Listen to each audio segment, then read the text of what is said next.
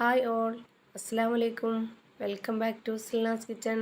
ഇന്നത്തെ നമ്മുടെ റെസിപ്പി കടലമാവും മുട്ടയും വെച്ച് തയ്യാറാക്കി എടുത്തിട്ടുള്ള ഒരു അടിപൊളി പലഹാരത്തിൻ്റെ റെസിപ്പിയാണ്.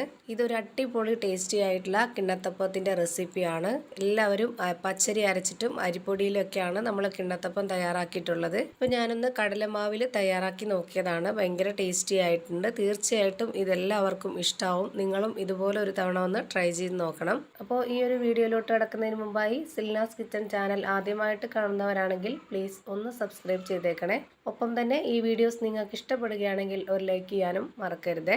ഇനി നമുക്ക് റെസിപ്പിയിലോട്ട് എടുക്കാം. അപ്പോൾ അതിനായിട്ട് ആദ്യം തന്നെ ഞാനിവിടെ ഒരു മിക്സിയുടെ ജാർ എടുത്തിട്ടുണ്ട്. ഇതിലേക്ക് ഒരു 250 ml കപ്പിൻ്റെ അളവിൽ 1 കപ്പ് പശുവിൻ പാലാണ് എടുത്തിട്ടുള്ളത്. ആദ്യമേ തന്നെ ഇത് മുഴുവനായിട്ടും ഇതിലേക്ക് ഒഴിച്ചു കൊടുക്കാം. എന്നിട്ട് ഇനി ഇതിലേക്ക് ഇട്ട് കൊടുക്കേണ്ടത് കടലമാവാണ്. 250 ml കപ്പിൻ്റെ അളവിൽ 1 കപ്പ് നിറയെ എടുത്തിട്ടുണ്ട് ഞാൻ. ഇതിൻ്റെ മുകൾ ഭാഗമൊക്കെ പൊടി തട്ടിയിട്ടാണ് എടുക്കുന്നതെങ്കിൽ അളവ് വ്യത്യാസം വരും. അപ്പോൾ എടുക്കുമ്പോൾ ഇതേപോലെ തന്നെ എടുക്കാൻ നോക്കുക. അതുപോലെ തന്നെ ഈ കടലമാവ് അരിക്കേണ്ടതില്ല. നമ്മൾ മിക്സിയിൽ അരച്ചെടുക്കുന്നത് കൊണ്ട് തന്നെ ഇത് അരിക്കാതെ തന്നെ ഇതിലേക്ക് ഇട്ട് കൊടുക്കാം. ആദ്യം തന്നെ പാലൊഴിച്ചു കൊടുത്തിട്ട് ഇത് ഈ പൊടി ഇട്ട് കൊടുത്തത് മിക്സിയുടെ ജാറിന് അരച്ചെടുക്കാൻ ബുദ്ധിമുട്ട് വരാതിരിക്കാൻ വേണ്ടിയാണ്. പൊടി ഇട്ട് കൊടുത്തതിന് ശേഷമാണ് അതിൻ്റെ മുകളിൽ പാലൊഴിച്ചു കൊടുക്കുന്നതെങ്കിൽ മിക്സിയുടെ ജാറിൽ ആ പൊടിയും പാലും ഒക്കെ ആയിട്ട് കട്ട കുത്തിയിരിക്കുമ്പോൾ അരയ്ക്കാൻ ബുദ്ധിമുട്ടായിരിക്കും. ഇനിയിപ്പോൾ അടുത്തതായി ഇതിന് മുകളിലേക്ക് 1 കപ്പ് പാലും കൂടെ ഒഴിച്ചു കൊടുക്കാം. 250 ml കപ്പിൻ്റെ അളവിൽ 1 കപ്പ് പാലും കൂടി ഇതിലേക്ക് ഒഴിച്ചു കൊടുത്തിട്ടുണ്ട്. ഇനി അടുത്തതായി ഇതിലേക്ക് 2 കോഴിമുട്ട പൊട്ടിച്ചൊഴിച്ചു കൊടുക്കാം. അപ്പോൾ ഞാനിപ്പോൾ ഈ ഒരു ജാറിലേക്ക് ഇട്ട് കൊടുത്തിട്ടുള്ളത് നമ്മളെ 1 കപ്പ് കടലമാവിന് 2 കപ്പ് പാലായിട്ടാണ്. അതാണ് നമ്മുടെ കറക്റ്റ് ഒരു അളവ്. ഇനിയിപ്പോൾ ഒരു സ്പൂൺ എടുത്തിട്ട് ഇത് നന്നായിട്ടൊന്ന് ഇളക്കി കൊടുക്കുന്നുണ്ട്. ഇതുപോലെ നന്നായിട്ടൊന്ന് ഇളക്കി യോജിപ്പിച്ച് കൊടുക്കാതെ നമ്മൾ നേരെ തന്നെ ഈ ഒരു മിക്സിയുടെ ജാറ് അടച്ചു കൊടുത്തതിന് ശേഷം ഓണാക്കി കൊടുക്കുമ്പോൾ പെട്ടെന്ന് തന്നെ അത് പൊങ്ങിപ്പോവാനൊക്കെ സാധ്യതയുണ്ട്. അപ്പോൾ ഇതുപോലെ നമുക്ക് നന്നായിട്ട് യോജിപ്പിച്ച് കൊടുത്തതിന് ശേഷം മാത്രം അടച്ചു വെച്ചിട്ട് അരച്ചെടുക്കുമ്പോൾ നല്ല എളുപ്പത്തിൽ അരഞ്ഞു കിട്ടും. ഇനി ഈ ഒരു പലഹാരത്തിന് നല്ലൊരു മണത്തിന് വേണ്ടി ഒരു 3 ഏലക്ക ഇട്ട് കൊടുക്കാം. ഇനിയിപ്പോൾ ഇതിലേക്ക് ഞാൻ ഇട്ട് കൊടുക്കുന്നത് 1/2 കപ്പ് അളവിലുള്ള പഞ്ചസാരയാണ്. ഇതിനൊരു മീഡിയം മധുരമാണ് കിട്ടിയിട്ടുള്ളത്. നിങ്ങൾക്ക് എത്രയാണോ താല്പര്യം മധുരം അതിനനുസരിച്ച് ഇട്ട് കൊടുക്കാം. ഇനി ഇതിൻ്റെ മധുരത്തിനൊന്ന് ബാലൻസ് ചെയ്യാനായിട്ട് ഒരു നുള്ള് ഉപ്പും കൂടെ ചേർത്ത് കൊടുക്കാം.